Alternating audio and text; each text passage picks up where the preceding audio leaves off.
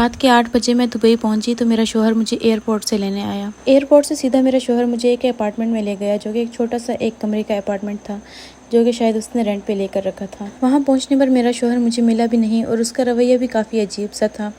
اس نے مجھے بولا کہ تم بیٹھو، میں تمہارے لیے کھانا لے کر آتا ہوں۔ میں چپ کر کے کمرے میں بیٹھ گئی۔ تقریباً آدھے گھنٹے کے بعد مجھے باہر سے کچھ مردوں کے بولنے کی آواز آئی۔ کمرے کے باہر ایک چھوٹا سا لاؤنج تھا اور وہاں سے کچھ مردوں کے بولنے کی اور باتیں کرنے کی آوازیں آ رہی تھیں۔ میرا شوہر کمرے میں آیا اور اس نے مجھے کھانا دیا اور بولا کہ تم کھانا کھا لو، کپڑے تبدیل کر لو، میرے کچھ دوست باہر آئے ہوئے ہیں۔ مجھے بہت زیادہ بھوک لگی تھی تو میں نے کھانا کھایا اور کپڑے تبدیل کیے۔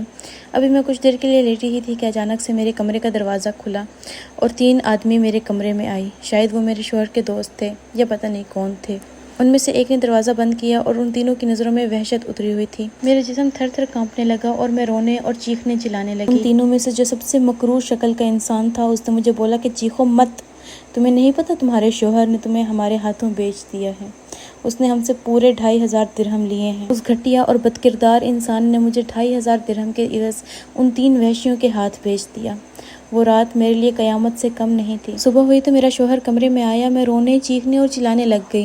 اس نے مجھے بولا کہ تمہیں کیا لگتا تھا تم جہیز لے کر نہیں آؤ گی، تم ایک بدکردار عورت ہو اور تمہارا انجام یہی ہونا چاہیے تھا، تمہاری جگہ یہی تھی جہاں میں نے تمہیں لا کر بٹھایا ہے۔ اب سے یہ اور ان جیسے اور لوگ تمہارے پاس آئیں گے اور تم کسی کو کچھ نہیں بتاؤ گی، تم خاموشی سے سب سہتی رہو گی، یہی تمہاری سزا ہے۔ پھر اس نے وہیں کھڑے کھڑے مجھے طلاق دے دی اور مجھے کہا کہ تم اس قابل ہی نہیں تھی کہ تم میری بیوی بنتی۔ اور پھر وہ کچھ کھانا گھر میں رکھ کر مجھے آگے سے لاک کر کے چلا گیا۔ شاید وہ یہ سمجھا تھا کہ میں چپ کر کے یہ سارا ظلم برداشت کروں گی۔ اس کے جانے کے بعد میں نے اپارٹمنٹ کے دروازے کو اتنا پیٹا کہ بلڈنگ کے سارے لوگ اکٹھے ہو گئے اور اسی وقت پولیس کو بھی بلا لیا گیا۔ میں نے سارا واقعہ پولیس کو بتا دیا۔ میں نے ان 3 وحشیوں کا حلیہ بھی پولیس کو بتایا اور شاید وہ چاروں کے چاروں گرفتار ہو چکے تھے، لیکن پولیس نے مجھے پھر پاکستان رپورٹ کر دیا۔ پاکستان پہنچنے پر میں سیدھا امی کے گھر گئی۔ میں نے امی کو سارا کچھ بتایا، سارا کچھ سن کر جیسے امی کا کلیجہ پھٹ گیا ہو، لیکن میرے باپ کو ذرا فرق نہ پڑا۔